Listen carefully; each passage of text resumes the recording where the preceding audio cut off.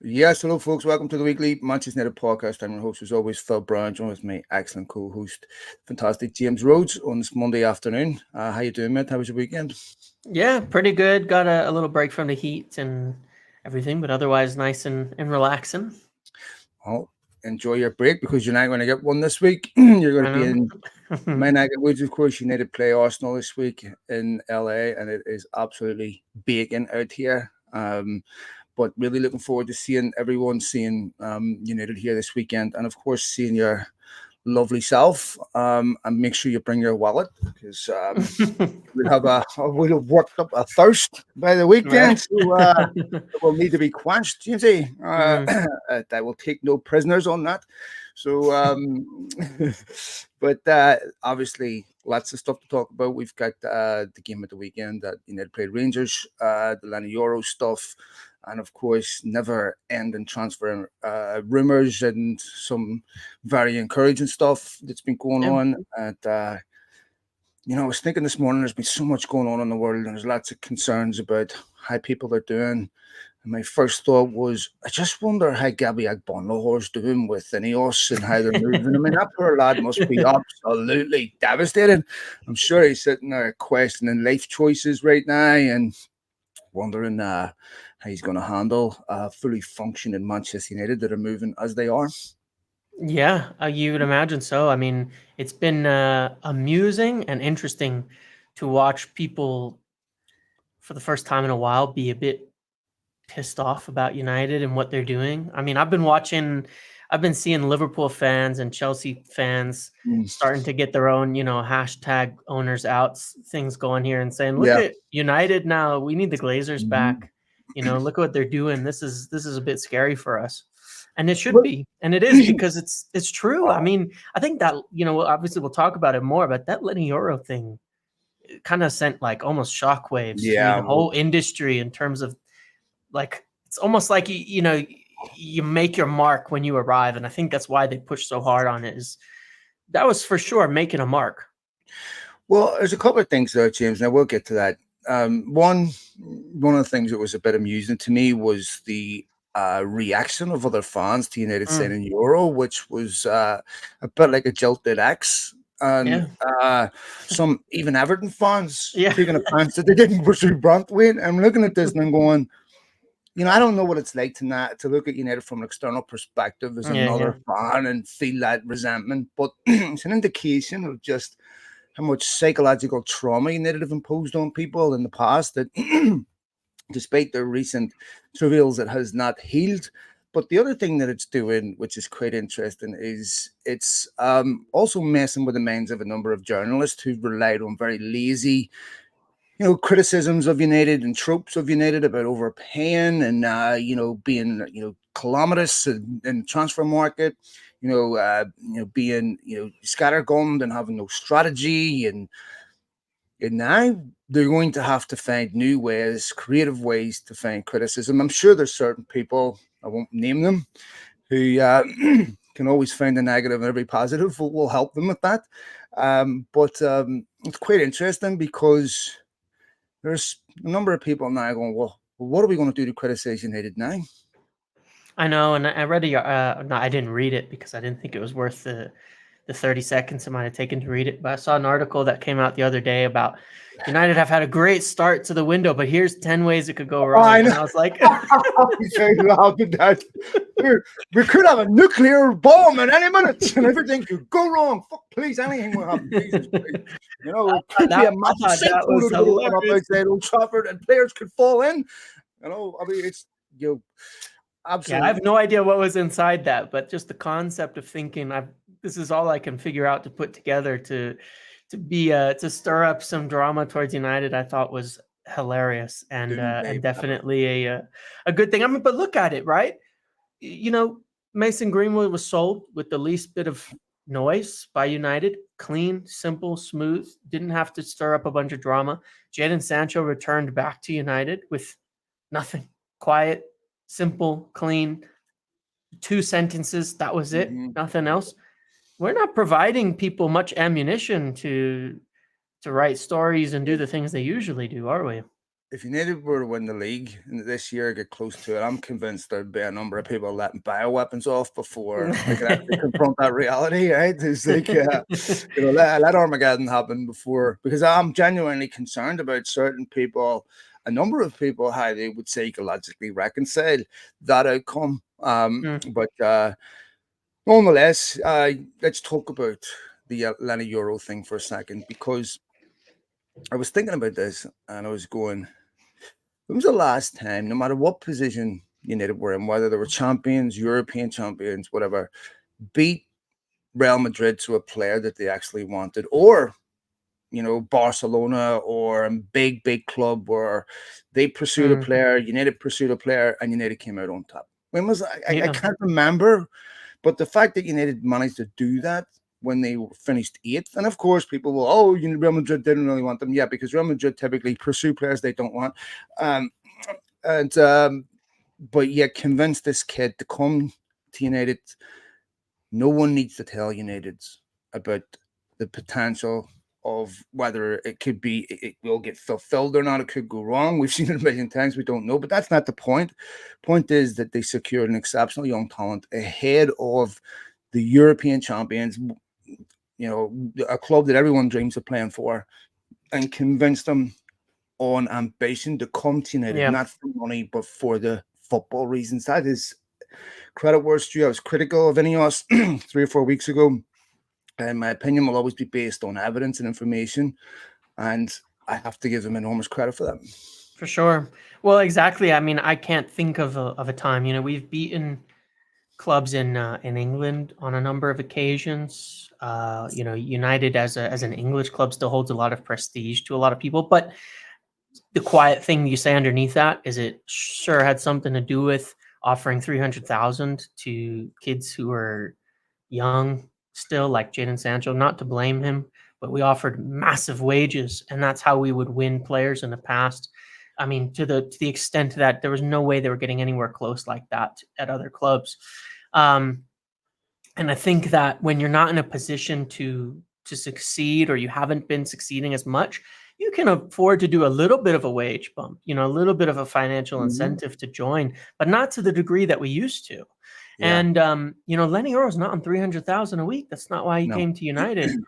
And no, I cannot remember a time. We missed out on Kamavinga, we missed out on Chouameni, we missed Yeah. out on center backs. I think Mhm. Rudiger, I not a mean, young player, but we Varane. tried to sign him. Yeah. Yeah, so many back in the day as well that we missed I out mean, on. you need Bellingham, Holland, everything. You just Yep, every exceptional young talent that United went in yes, for. As soon as they had serious competition, they lost them. yep. We I think. got a Yeah. lot of the ones on the way out, right? That's what we've been getting. Mhm. And it was like this was like making right. And like you say, even all the way back years and years ago, making right the wrongs of the past. When Sir Alex was manager and we were one of the best teams in the world, we missed out on Rafael Varane. Sure. And now we didn't. In almost a repeat situation, we've got one of the best young center backs in the world, and he chose United over Madrid. And that is certainly a mark, of what they're doing. And as well, that the fact that they did it. This wasn't an accident. This was the people involved that have been appointed, doing it. There's a good breakdown The Athletic did, right? And it's Jason Wilcox having the conversations with him as he did with Xerxes. This is how you're going to play football, people, right? You imagine that conversation Exactly, with James. Ed This is the Woodward, key right there. you know, with Ed Woodward having that conversation. Can you believe it? The difference it Well, would make. Edward Bird was at Manchester United for financial reasons. So Correct. he Yeah. is assuming that that's why everybody wants to come to United. For the same reason I'm here, Yep. for the same reason everyone else is here, for the same reason the Yep. Glazers are here, we'll pay you a lot of money, because that's what He convinces couldn't people talk of about my anything mindset. else. Yeah. Yes. I mean, you need only look at the insanity of David De Gea's contract. I mean, Xerxes is being paid less than what Brandon Williams was being paid, James. Right? Mm-hmm. And this was given to him by Edward. I mean, the absolute financial, recklessness, Mm-hmm. really a scandalous assault on Manchester United finances, to do stuff like this, to not have any respect, for the football club, and not be able to predict, like, hey, maybe we don't want to convince people that the only reason to come here is money, Yep. because they need to identify with the sporting project. Let me borrow that word for a second. And football people that know how to sell a football club on its merits, who get the Yes. trust of the player that says, look, we're going to follow through on our promises. This is what we're going to do. We're going to do this, this, this, this, this. And it's not just at first team level. We now see, them going after this kid, the kid at Arsenal. I don't want to Yes. butcher Yes. his name. Yes. So, Chidi, Yep. forgive me. Obi Um, Martin. Yeah. Owen Right. Martin, yes. Yep. Yep. And you see now Dan Ashworth talking about this in his interview about, the football club at all levels will now, be run properly, and Mm-hmm. very, very encouraging. But this is absolutely so. It's so encouraging, because it's what United fans have been screaming for years. I mean, let's just compare Lenny Euro. If this was any other year, we'd still be United are comfortable with the situation. John Murdoch's in Lille for the 1400th time, and there'd be, bids, and just be the nauseating, mind-numbing stuff. Like I can't take any more of this. But within a week, done, signed, Mm, revealed in the first team, you're like, whoa, what is I this? know. I feel like someone's just performed a Heimlich remover on United, and they've coughed up, Joel and Avi Glazer. I know. I know. I mean, when we saw him walk out like on Saturday, and or he's in training Friday, right? There was a video of him going into training straight away, and I was like, "What is this? I need 2 more weeks of drama before he can make it into the training ground and on the pitch." And I'm like, Imagine what and that there does he to the is. media. That kills the Yeah. media. Endless updates of nothing. Yep. Yep. I And then know. there he is playing the next day, and you get to see it and see why we Mhm. bought him right away. It's special. I mean, I could not be more excited after that. It's completely helped to restore a lot of that motivation. Like, this isn't just words. And we were saying for a bit there, like Ineos need to get a win now, and they've full credit to them, because after the weirdness of how the financial years play out now, it's been 22 days since July 1st. July 22nd today when we're recording this, and two really good signings Yeah. in before they're off to the US. One, the only reason he's not there, Xerxes, right now is, of course, because the Euros and the holidays and all of that. Two really, really top young players Yep. in that they had huge competition for. Xerxes was on the Mhm. cusp of joining AC Milan, Lenny Yes. Euro to Madrid, and they got him, in time, and no fuss about it. And I mean, the strategy even of how they got Lenny Euro is impressive. There's no way anyone would have ever thought. It was just very clever when you read about it, going through Lille, and the way that it's all been pushed together to make it work and to push the time up and to get him in time. Just smart moves. And it's like, it's going to be nice when it's not a surprise anymore, that this happens. And I feel like that's where we're getting at. I'm expecting, their next move to be just as smart and intelligent. But even with the Mason Greenwood sale, Mm. no drawn out saga, no comment from the club, just done bump out of the Yep. way, and there was almost minimal reaction to it. I mean, you Yeah. obviously inevitably had uh, different individuals commenting on it, but nothing like the mess that United had last summer, right? No. And it was done quickly without major fuss. It was the right decision to make, and this is something that we've been screaming for. That now they're earning my trust. Now I'm Mm-hmm. looking at this, and look, some of the lack of trust came from residual trauma from what we'd Yeah, seen of before, course. where it was like, I once bitten, twice shy. You're going to have to show me before I, accept your words. And this is really, really encouraging. Look, they still have a lot to do, right? Yeah. This could still go really wrong, but I'm not thinking like that. I'm thinking about, okay, I'm not trusting the competence of these people. I'm not trusting the fact that you're looking at individuals. Omar Barada, when was his official start date? July 14th. 13th. Yeah. Yeah, so 13th. essentially, him and Ashworth have Nine been in the days. job 3 weeks. Because Ashworth started what, 1st of July. Yeah. So between Barada, technically he's been in that position just over a week, and in his first week, he secured one of the best young talents in Europe. That's fucking incredible, man. I'm sorry. Mm-hmm. It is. Yeah, Because I mean, that's not because of his, you know, his image. He's just you don't sign for Omar Barada, you sign for Manchester United. You only correct. sign for Omar Barada if he can sell the football club to you. Correct. And like you say, it's like there's so many ways things can go, but it's sort of unimportant. We've talked about this a lot, that outcomes are never guaranteed on anything, right? There's never a guaranteed outcome. But you get to the right outcomes by having the right process. Success isn't an accident, neither is failure. And when you follow the right processes, you give yourself the best chance of positive outcomes and the best outcomes. And we can see that there is a correct process and a correct way of doing things that they're moving forward with.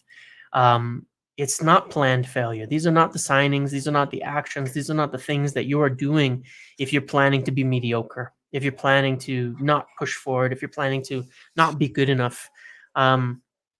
These are the things you do if you intend to be successful, if you want to be successful, and then you keep working at it to do the best things you can to make it, to get there. And there is no guarantees, and things are going to take time. There's no doubt about that, and not everything is going to pan out.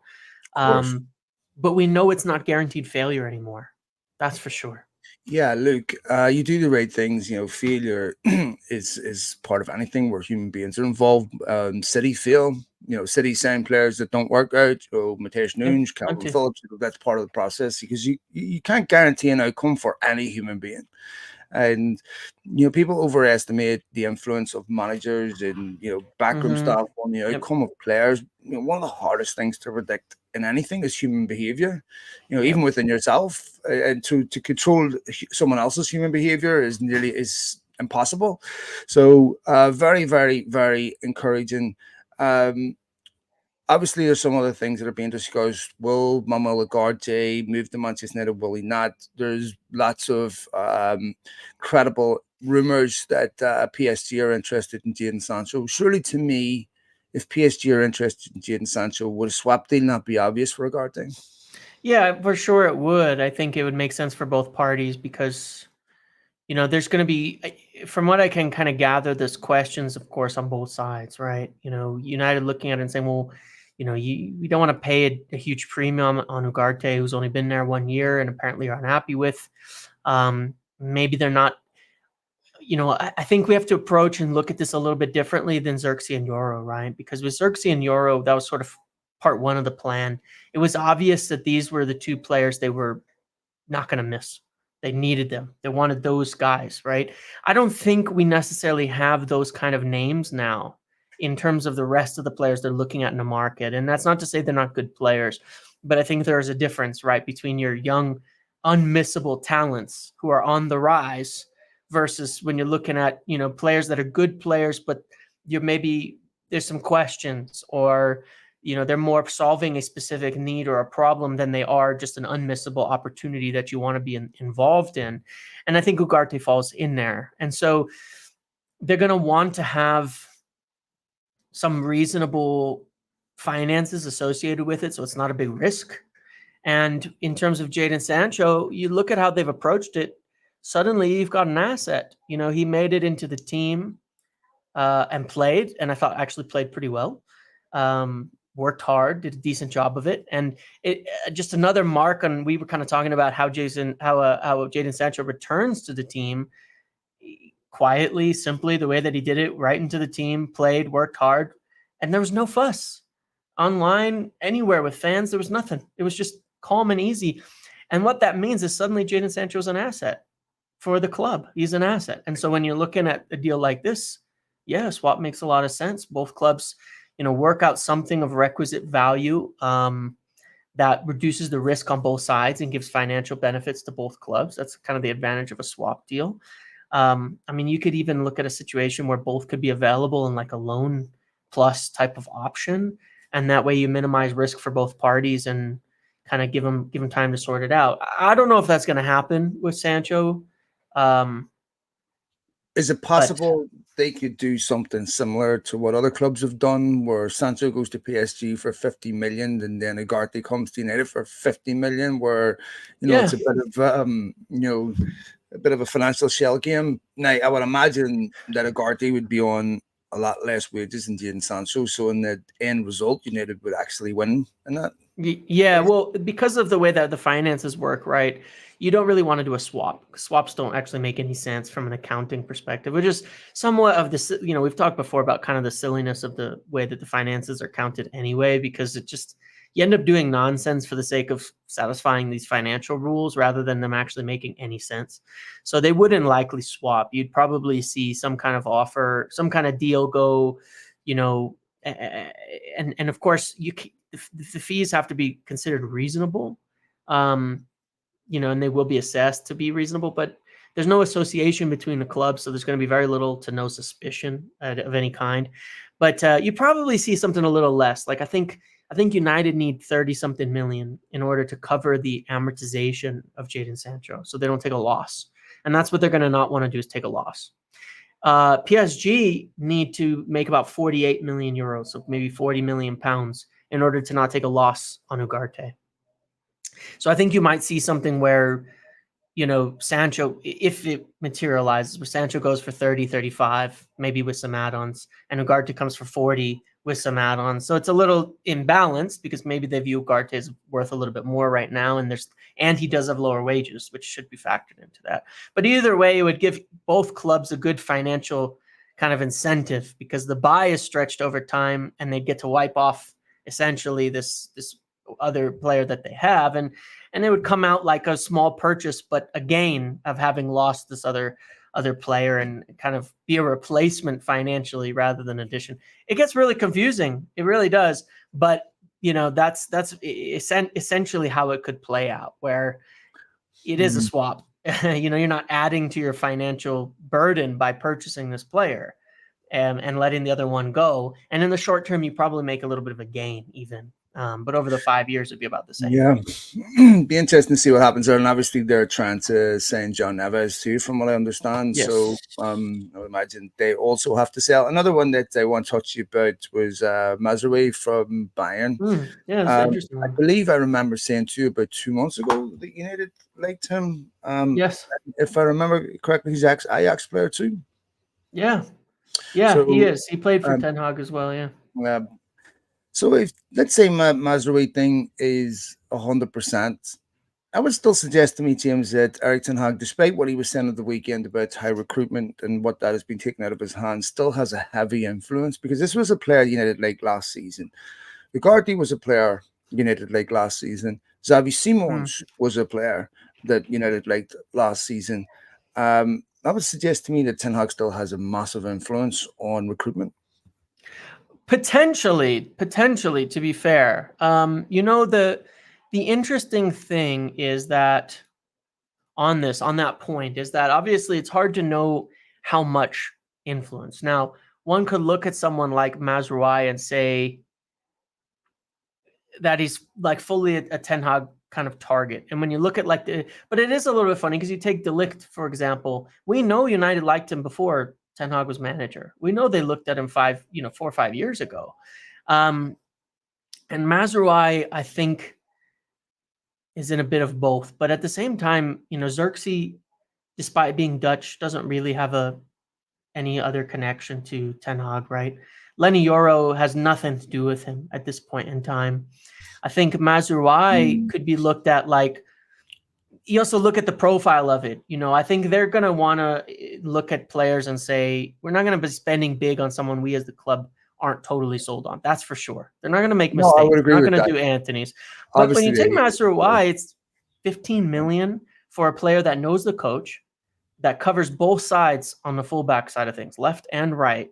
And that is it's kind of a little bit of a different signing. That's why I say we might see a little difference now, because they're not necessarily looking for players where this is the guy moving forward. They're not looking to upgrade on Diogo Dalot. You know what I mean? They're not. They just aren't. They're looking at Wan-Bissaka is going into the final year of his contract and he wants to leave. Who could we get in? Yeah. And he's not saying he's like downing tools, but he would like to go back to London. We know that, right? That's correct. So ideally, they let him go. That's for sure, instead of losing him for free. And then ideally, obviously, yes. What's that? With West Ham being interested, that would be solve that problem. Yeah, and so it solves a lot of problems to get a backup fullback in who understands the manager, who knows how he plays, who covers both sides, and who's affordable, and that could be a depth signing, and on either end, and solve this problem. To me, it makes a lot of sense, and you're talking a very minimal amount of money. And so what it kind of seems like is a little bit of a game here between West Ham, Wan-Bissaka, and Mazraoui, where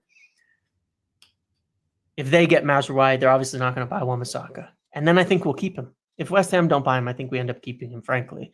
But then if we could get Mazraoui and they can't, then we probably end up selling Wan-Bissaka to them and picking him up. To me, you only keep Wan-Bissaka if you're going to renew his contract. Yeah. If you've decided that you will not renew his contract this next year, you sell him now. That's it. Yeah. Because you've already decided that he's not for you. That there's a reason why you won't extend his contract. And to me, if you've come to that conclusion, which I believe you need to have, because if they were going to renew his contract, they would have already.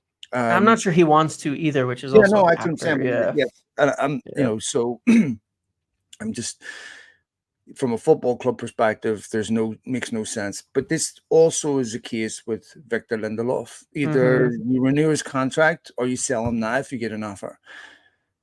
And I can understand why United are taking cut price offers on these players, as they are now with a number of players where, you heard Ten Hag say that they convinced him on, the sensibility of selling players before or beyond keeping them too long, which is exactly what they need to do. So, and to be honest, James, we've seen the best of Wan-Bissaka. We've seen the worst of him. Very, very, very good stand-up one-on-one when the ball's in front of him. But if you're a high-pressing team that plays a high line, Wan-Bissaka doesn't fit in that team.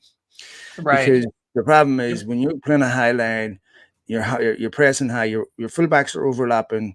He's not very good at that, doesn't give United anything in terms of an attacking option.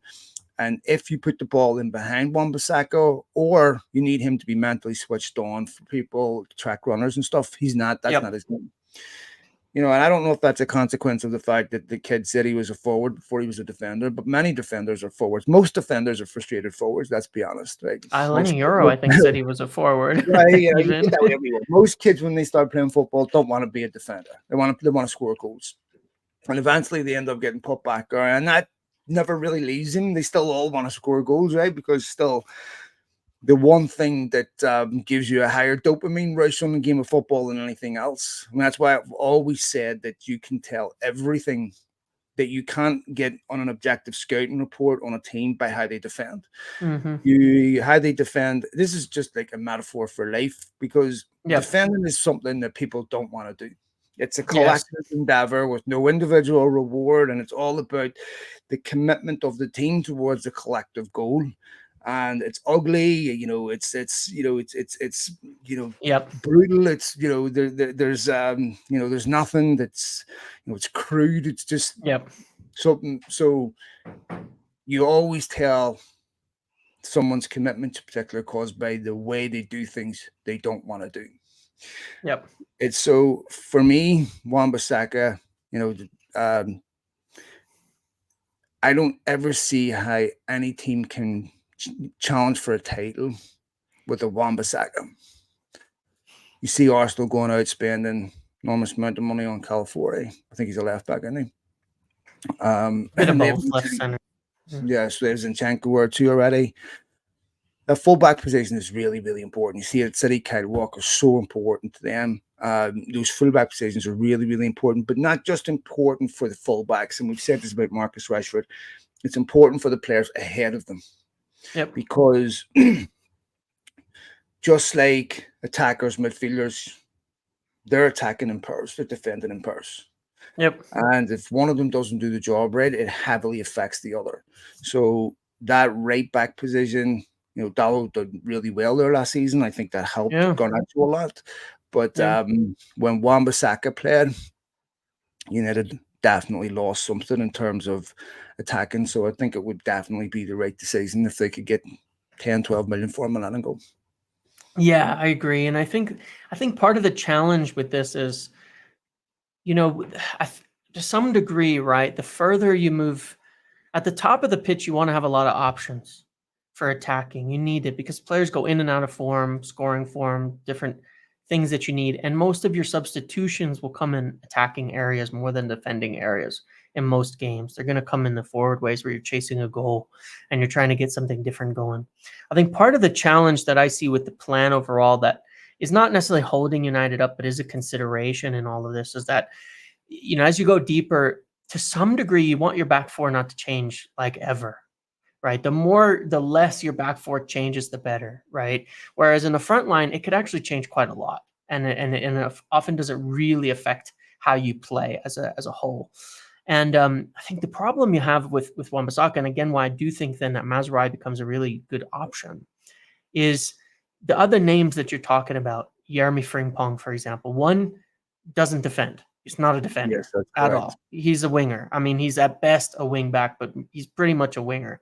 Um, he's not going to do what Dalot does. He's a different player. Dalot, one of the things that was most impressive was his ability running back towards goal, defending, cleaning up, being the last line of defense, chasing players down. And his defensive work is where he improved from being what I thought was a very mistake-prone, weak player in the past to becoming really important to United. You can't do that with Frimpong. You immediately become much weaker defensively. The other problem is he's going to be nearly 40 million. I don't think you pay 40 million and invest a significant amount of your budget into backup fullbacks.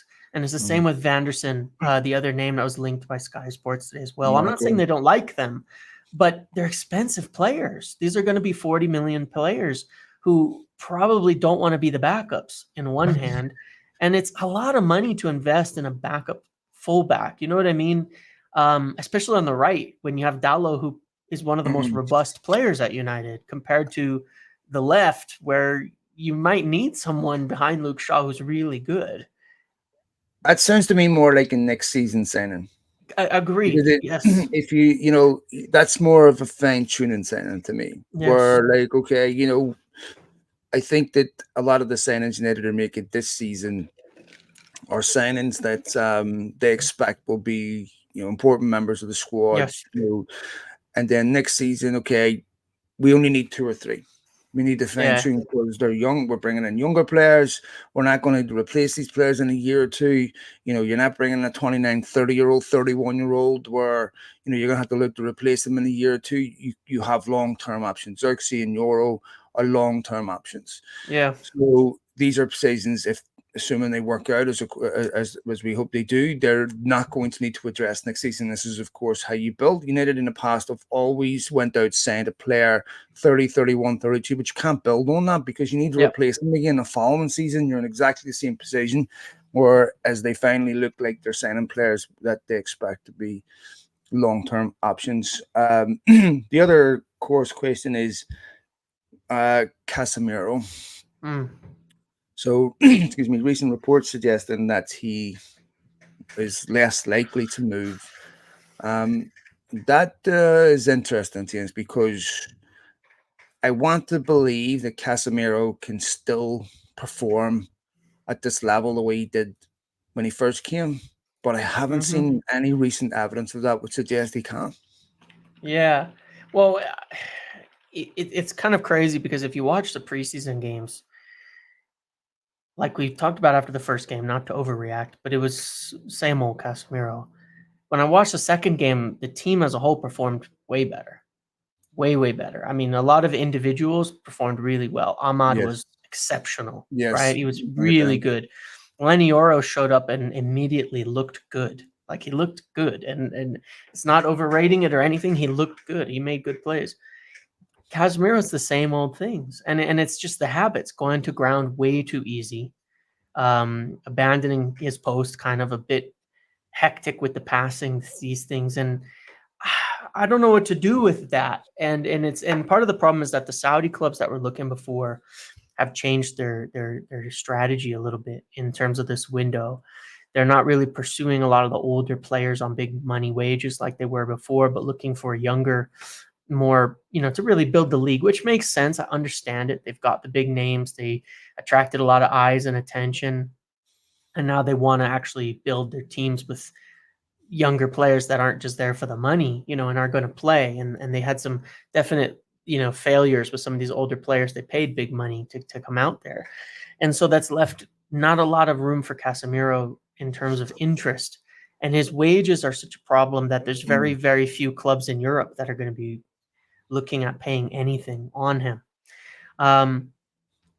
So I wish it was to say that it was because of everybody's turned over a new leaf and he's going to be exceptional, but I think it comes down to more the lack of options. And that's not to say everybody can't get along or that he won't be professional or anything like that. It's not suggesting that at all. But it does present a bit of a problem for United. And I think where things are now a little bit not stuck, but different in the market, because I'm not sure what they do. It's a lot of money tied up, and it's a lot of money they needed to be moved. And, I think kind of across the board, United are a bit sell to buy now. There's been a lot of talk on the finances and things like that. And, it's not that they couldn't spend some more money, but they're not trying to hamstring their future seasons. And so there's a bit of a balancing act, I think, overall now, which is, United could go spend a bunch of money this summer now and put themselves potentially at risk of not being able to spend anything next year. There's still too many unknowns, I think, for that to be a smart plan. But it's creating challenges because they need to sell to buy, but I don't think Casemiro is on his way out. So then the question becomes, this is a key aspect of Manchester United's season next season. It was an obvious major hole in United's midfield. It was before Casemiro came. Yeah. And it is once again.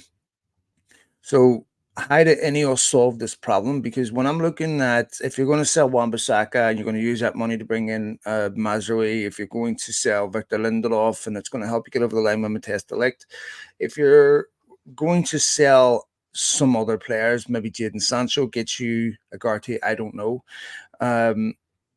It would seem to me that that would be a concern, that there has to be a way to find the money to get a player in, that not just a player, but a player in that actually makes a massive difference. They've told Amrabat that and Fiorentina, they will not come back in for him. Then there's talk about Xavi Simons, but the question is Xavi Simons and Kobe Mainu. Xavi Simons still a teenager, isn't he? 19, 20? Pretty young, isn't he? Yeah. Is that too inexperienced for a midfield? Yeah, it doesn't really make sense. He's 21 now, but it still doesn't really make sense, especially, positionally. He's going to still be more where Mason Mount plays, and you still have Mason Mount, who you had all last season that didn't really play. Unless you're selling Bruno, which I really don't think is happening this summer at this point in time. United are not looking to move on their big players at this stage of summer. If someone was going to come in June or in the beginning of the month for a big offer for Rashford or Bruno, they would have taken more of a look at it. I don't think they're interested now. We're 2 weeks, 3 weeks out, 2.5 weeks out from the, from the Community Shield and then the season starting. They're not looking to make those huge sweeping sales now this summer. They're just not. So it becomes less likely. And I think where you look at it is you have a weird problem here because we're actually down a man from last year in a lot of ways. We had Amrabat last year, and he's not a member of United at this point in time and is unlikely to come back. And I don't think he did win the cup final if there's no Amrabat either, James. No. And you have to do something, right? If you had an upgrade on Casemiro and you moved Casemiro to the depth role, maybe, he's on a lot of money and it's not the best plan financially, but it may work. If he's playing less minutes, less of a role, these kind of things, maybe it's a bit more feasible, at least for now, if you can't get a move done. But they have to do something. And I kind of gather that there's nobody in the midfield that's a Xerxes or a Euro, right? Where they're like, that's our guy and we're gonna go get him. There's nobody like that. And at least in any way that they can afford, because João Neves, you're talking if they were totally convinced on him, you're still talking about 100 million. They just don't have the money for that. It's not going to happen. But even if you did, where are you putting them? I mean, it's amazing problem all over again. I agree. And so I think that's why you're looking at it. I think the way that it's now, as best as I can figure out, is that if they could get Ugarte on a good deal and maybe the Sancho thing opens that up, then that's potentially the best solution. Okay, what about You know, this? Scott McTominay. Because yeah, Ten Hag says he wants him to stay. I believe Scott McTominay is a very valuable squad player. yeah, And, he's, but if you sell him, he's pure profit, obviously, because of PSR. And these are maybe some of the decisions that Ineos are going to push Ten Hag to make. Lenny Euro is what, 6'4", is he? He's tall, that thing. So yeah. now you've got Xerxes and Euro. Xerxes 6'4" too. Yeah, Right, so you can see that one of the things that United are targeting in the market is athleticism. yeah, It's physique. yes, Because I think that when we were looking at them last season saying they didn't look fit, United were getting bullied off the ball, they were getting bullied on set pieces. You can see that one of the things that is being prioritized is physique. They want big, strong footballers.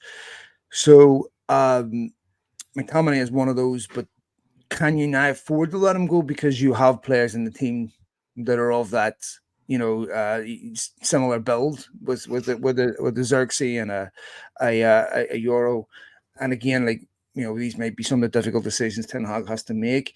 Do you sell a Scott McTominay if it gets you a top defensive midfielder?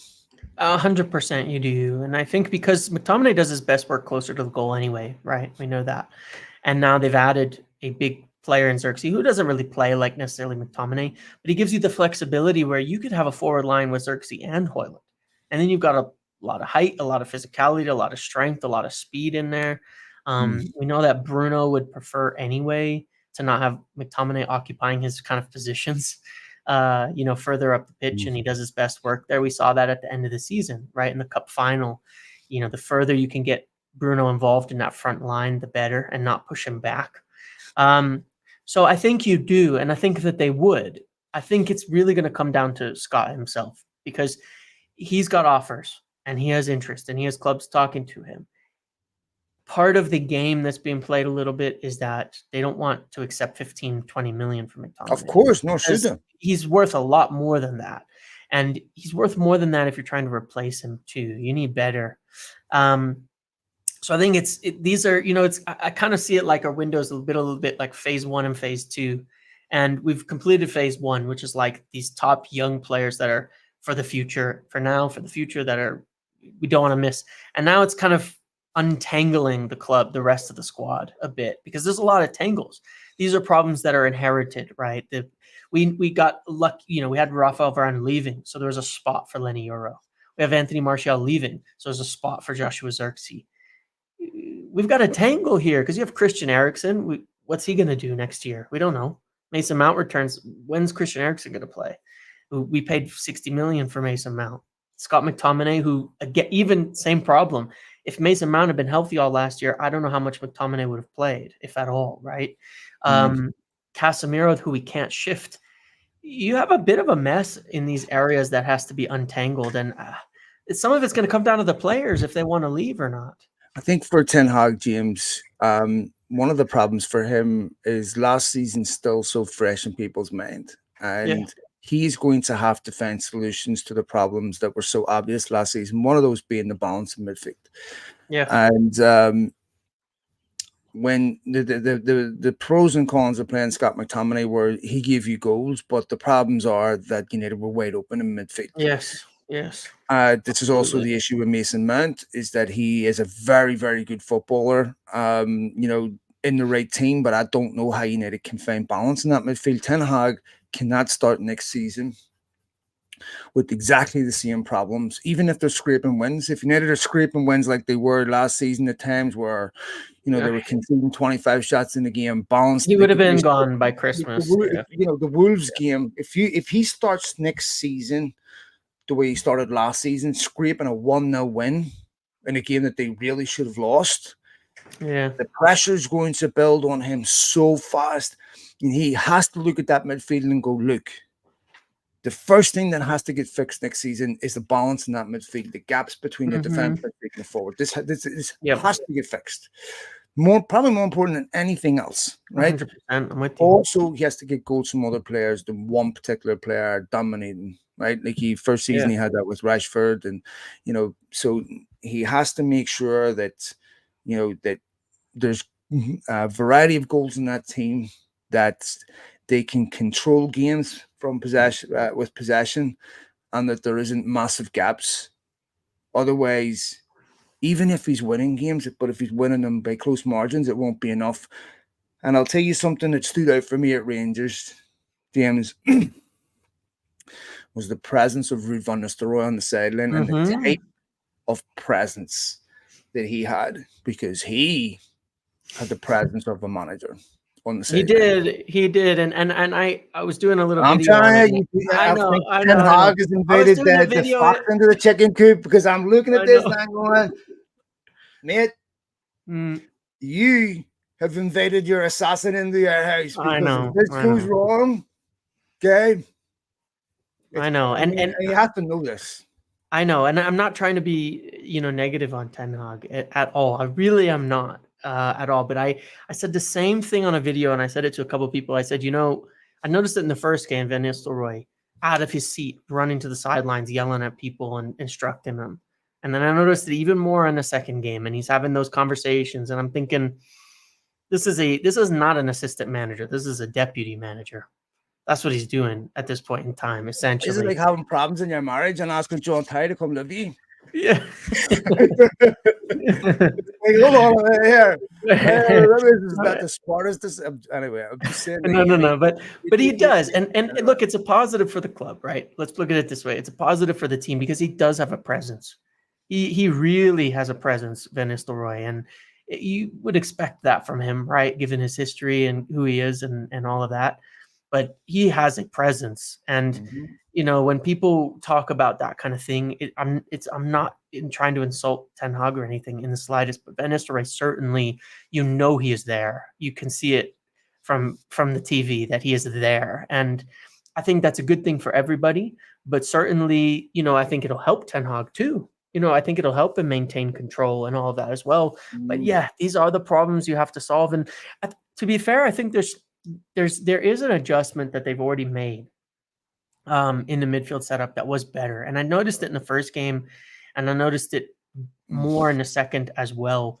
And we'll talk, and I think it'll lead us to talking about Toby Collier as well. Yeah, because they're going to bring him into the first team, and they've allegedly told him he has a chance. Yeah. This is what we said about the first game, is that this was really what these preseason games are for these kids. Yeah. One or two kids emerged, said, okay, you know what, I wasn't in the picture, I wasn't in the discussion, but guess what, I am now. Yeah, and he worked. I mean, he looks like he's working to earn that. When he's on the pitch, you could see that in the minutes that he played. Positives, he looks physically ready for men's football. I would say that about Collier. He looks physically ready for men's football. He's quick. He gets about really well. He eats up ground and put himself around. The other change that was made in the two games is that instead of this sole holding midfielder that was Casemiro, with the other midfielders just running off into the attack, it was much more a partnership once again, like we'd seen in years past. And people used to complain about it a lot when it was like Fred and Scott being deep together. But Collier and Casemiro were on the same line, right? Instead of one being way up and one down. And in the first game, Mason Mount was actually deeper with Hannibal in the 10. And in this game, Mount was in the 10 and Collier was on the same line as Casemiro. And that obviously makes the midfield have less space for the opponent.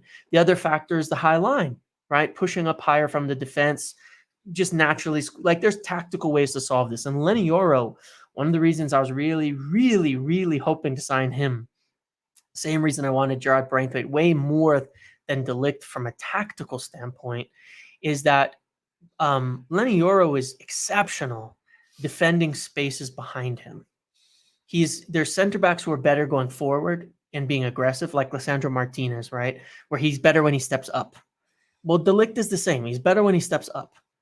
And I was a little worried about that, if that was going to be where it would go. But the Braithwaite, for the same reason, very fast running backwards, right? Very fast running towards his own goal and covering the spaces, similar to Varane. I mean, we saw Varane partner Lisandro that way. He's better going backwards into space. And I think that allows you to have the high line, because that's where Lisandro's not the fastest player in an open sprint.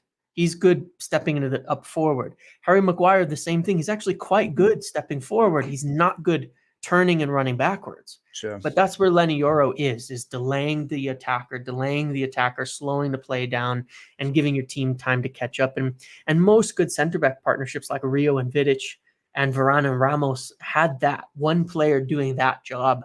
So I think that's going to help us move the line higher. I did notice Onana pushing up more as well, which we saw. There was a change in the goalkeeper's coach from a coach who was more to do with, the old style keepers. He's been there for a long time, and it's not an insult as to his ability. It's just he's from a different era of football, and he helped coach De Gea to his best seasons as a more traditional goalkeeper.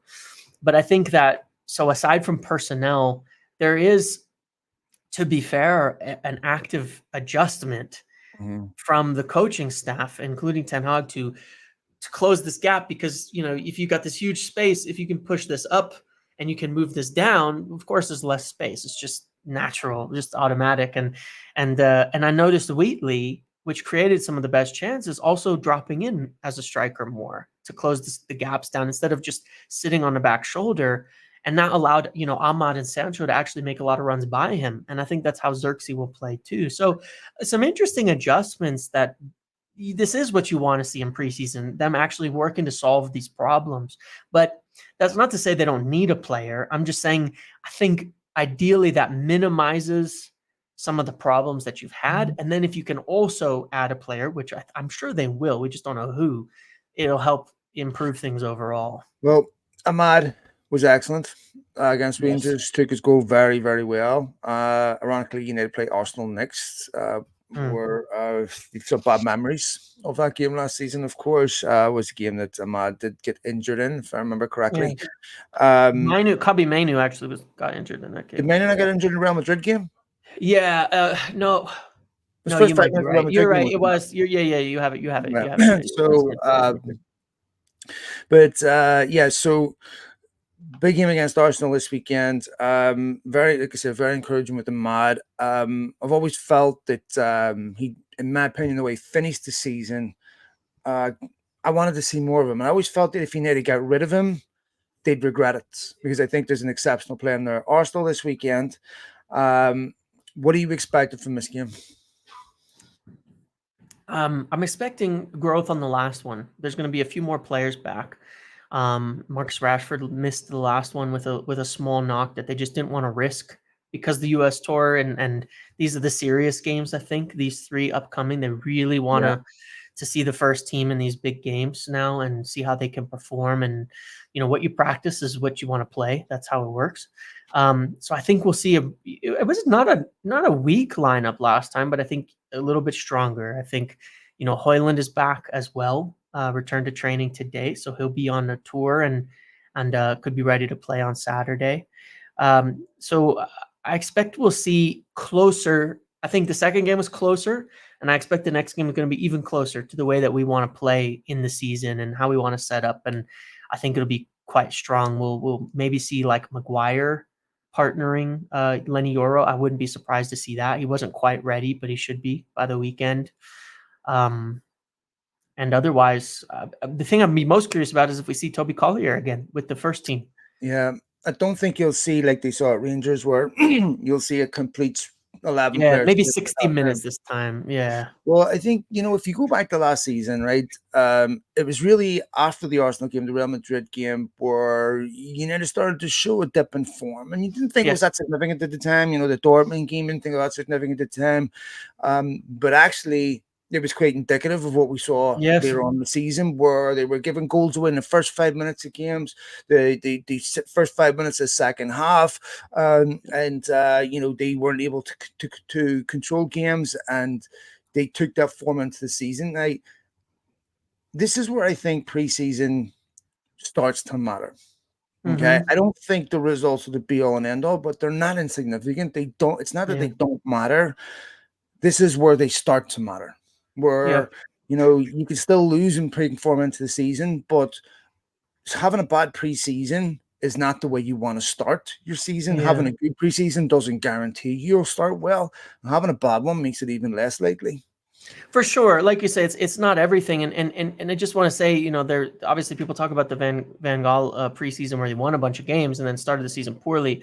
The only thing I would say about that is United did play the exact same in preseason as they did during the season. It was just against much tougher competition, and because you saw the same slowness, the same kind of very possession heavy passing, crossing style across the preseason into the season.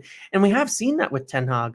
Regardless of the results in his first season, the way we played in the first preseason, it went really well. When we started the season, it went poorly, but we played the same football, the same setup, the same midfield, the same everything. It just didn't work once we actually got into the real games. So I think it is meaningful in that how we practice in these games and how we execute in those games is going to be how we start the season. And it's hard to say what the results will be like, but the better we can perform in there and the less problems we see showing up, the better, for sure. I mean, there's just no doubt about it. It would be better to keep the momentum. And I thought the second game was much more encouraging in that respect. I agree. Okay, mate. Anything else before we go? We've been rabbiting here for nearly an hour. Yeah. Anything else? No, I think that's mostly it. Obviously, I think we'll just have to see now. United definitely exploring what to do now in these positions: the center back, the fullback, the midfield, and I think soon we'll see them execute, kind of to make those decisions. And once they do, they'll move forward. But it feels the other thing that I think does happen, worth mentioning, is that when they go on these tours for a week and a half to another country, business slows down a little bit. It always does. So we'll probably see them. I wouldn't be surprised if nothing really happened, in terms of any done deals over the next Be week and a half. interesting on that because with United having a much more comprehensive team and working on simultaneous deals at the same time, I do wonder if it will stop. If I don't. I don't know, because you're right, it normally Yeah, does, but I just wonder if it'll be any different this year, because I think that we're dealing with a whole different team. But yeah, usually, you know, it's usually more logistical. Like it gets complicated getting players in and out of yeah, different countries, and and the fact that yeah, a number of those talents are still on holiday after the Euros yes, and they hook up and all does complicate it too. yeah. I think now's the time to line it up, and then once they return after Columbus, after the Liverpool game, in that week leading up to the Community Shield, I think you'll see the last kind of moves unfold and happen. And I would expect, at least one or two more things to come in that week. I still think by the end of the window we'll be looking at another 3 signings maybe, because I still I would think hope there'll be so. a few. I still think there'll be a few that will leave. I still think at the very least you're looking at a defensive midfielder, someone that can play left back, and possibly a right back if they move Juan Bissaka on. Okay, man, I will see you later on in the week. Thanks to all of you for Yeah. downloading the podcast. As always, we will be back next week, possibly maybe some content later on in the week, with United being here. We will see. But thanks to all of you for downloading the podcast and everything else. Take it easy, man. Yes, you too. See you later.